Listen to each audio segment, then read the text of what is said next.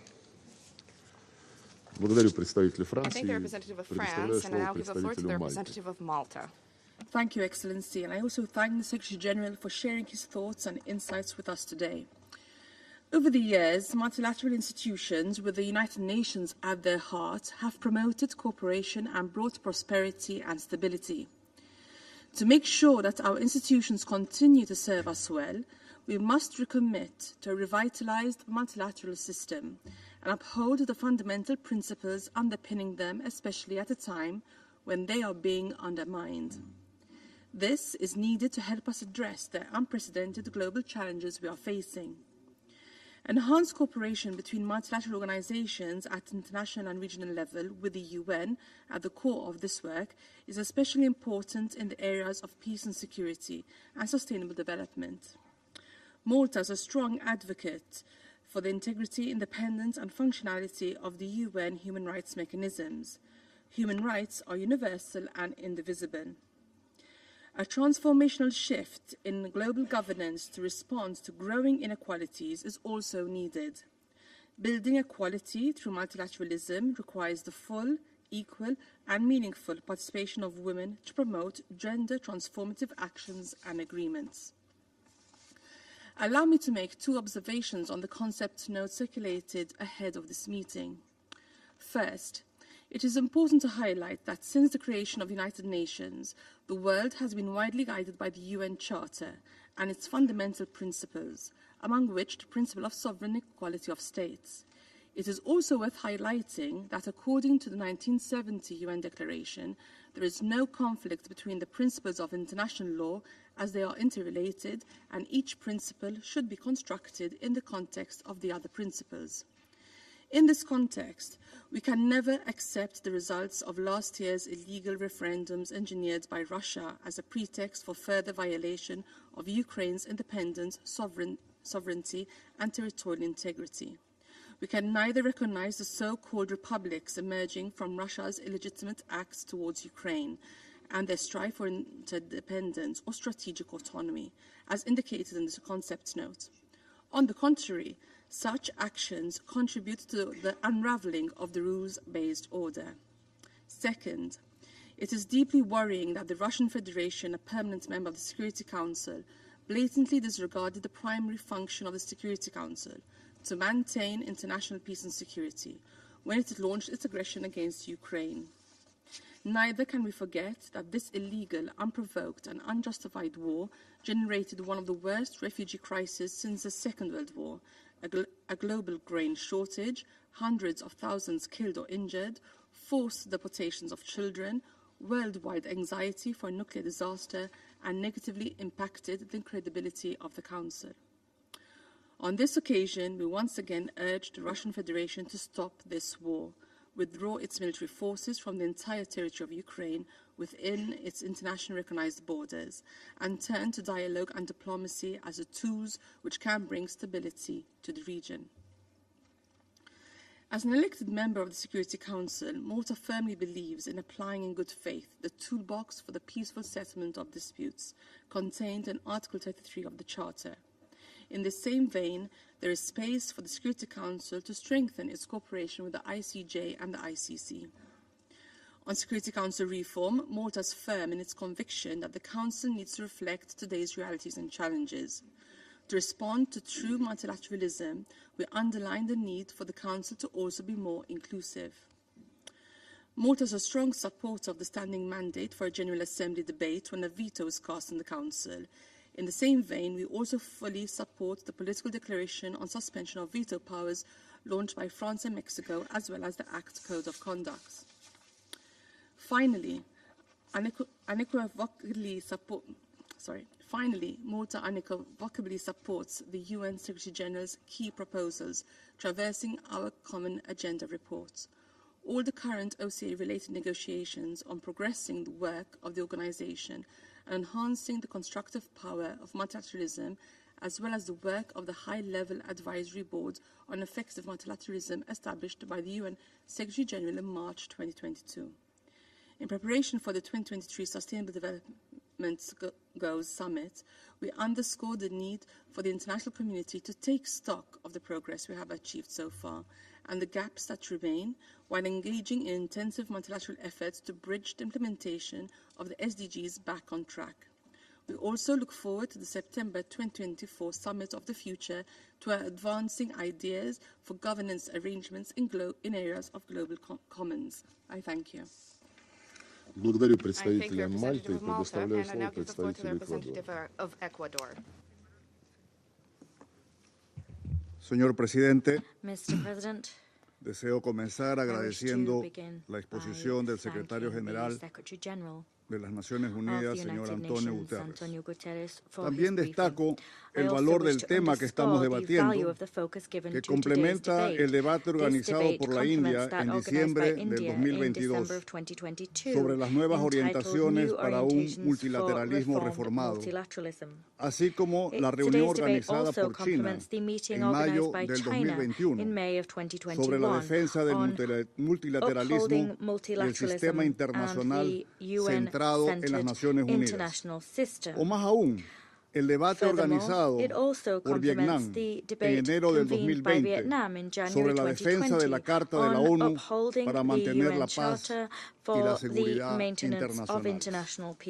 Es decir que, año tras año, este hemiciclo es testigo de la coincidencia de los Estados en torno a la necesidad de un multilateralismo efectivo por medio de la defensa de la Carta de las Naciones Unidas.